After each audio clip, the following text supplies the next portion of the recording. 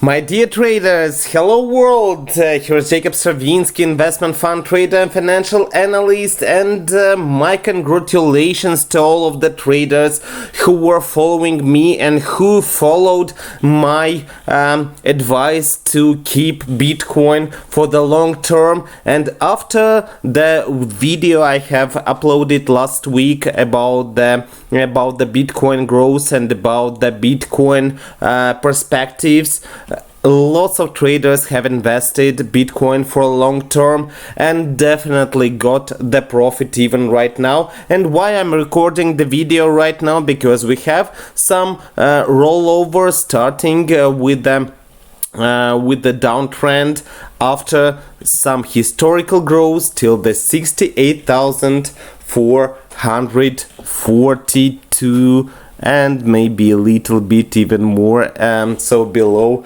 $68,500, and it's an incredible moment for all the crypto community. It's an incredible moment for all the crypto traders and for the traders as well. So keep the Bitcoin for the long term, and it will grow definitely.